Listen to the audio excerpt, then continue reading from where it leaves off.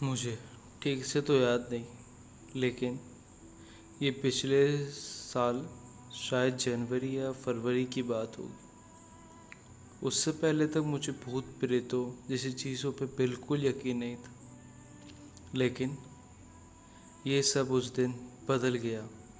उस दिन उस दिन मैं और मेरा दोस्त मस्ती के मूड में थे। जैसे कि मैंने बताया कि मुझे भूत प्रेतों पे बिल्कुल यकीन नहीं था, लेकिन मुझे बहुत शौक था जादू टोना देखने में। मैं सारे टीवी शो देखता था जिसमें जादू टोना दिखाता था, और उसमें पैरानॉर्मल इन्वेस्टिगेटर्स एक पेंडुलम लेके लोगों से, भूतों से कांटेक्ट करते थे। मुझे वो चीज़ बहुत इंटरेस्टिंग लगती थी। मुझे पता चला था कि पेंडुलम लेके भूतों से कांटेक्ट करने से पहले उन्हें मंत्रों में बांधना पड़ता है, ताकि हम भूतों से दूरियां बना के रख सकें, शैतानी आत्माओं से भी, ताकि वो हमारे ऊपर हावी ना हो सके। इन सब चीज़ों के बारे में पता करते हुए मेरा एक बहुत अच्छा दोस्त बन गया था। उसको भी इन सब बातों पे बहुत इंटरेस्ट था। उसका घर मेरे घर से करीबन 7 या 8 किलोमीटर दूर था, और जिस जगह वो रहता था उसी जगह उसके घर के पीछे एक जंगल था। कहने को वो बस एक जंगल था, क्योंकि लिए एक ज़माने में वो कब्रिस्तान हुआ करता था, लेकिन बहुत टाइम से वो जगह वीराना पड़ी हुई थी, और वो पूरा जंगल एक जंगल बन के रह गया था। वहाँ पे पहले एक कब्रिस्तान था। वो कब्रिस्तान ज़्यादा यूज़ ना होने के चक्कर में वो जंगल बन गया था। मेरे दोस्त ने मुझे जब उस जगह के बारे में बताया, तभी मेरे दिमाग में एक आइडिया आ गया।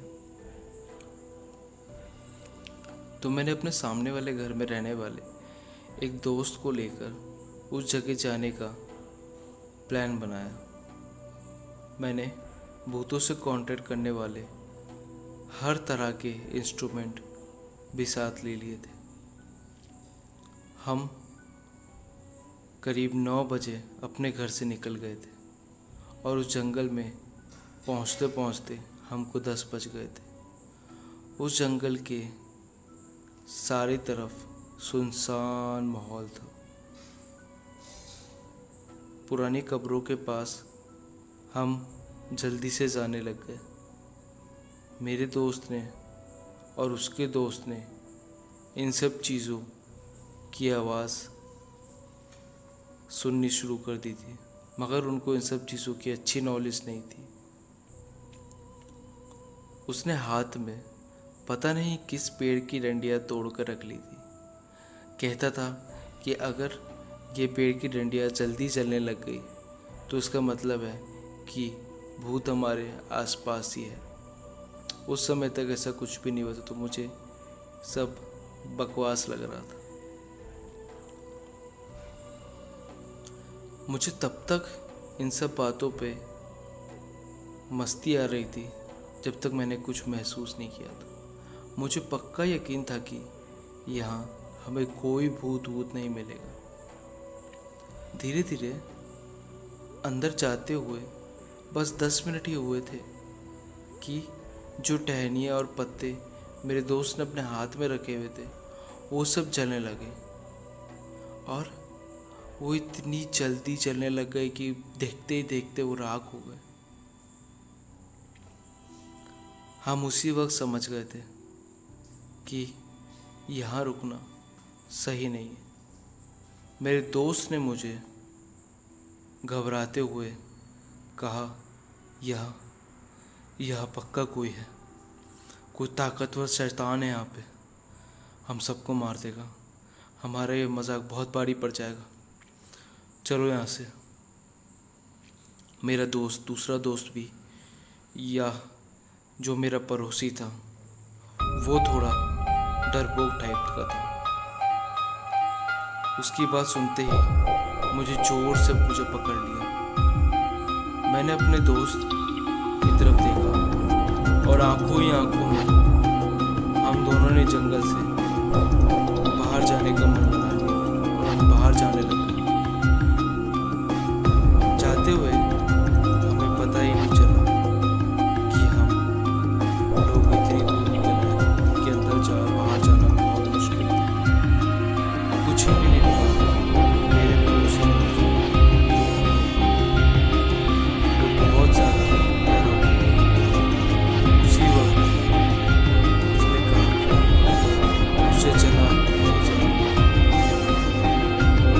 मैंने कहा क्यों, ऐसा तो कुछ नहीं, चला क्यों नहीं चला।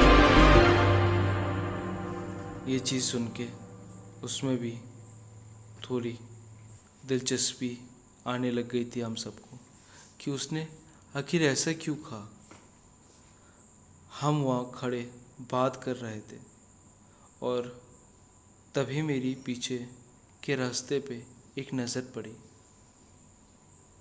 मैंने देखा कि एक परछाई जो कि किसी बच्चे की जैसी लग रही थी। हाँ, वो किसी बच्चे की जैसी थी या फिर नहीं थी, मगर देखने से कोई भी उसको कहेगा कि बच्चे की थी। वो पीछे पेड़ों के बीच में खड़ी थी और हमसे कुछ ही फीट दूर थी, खड़ी थी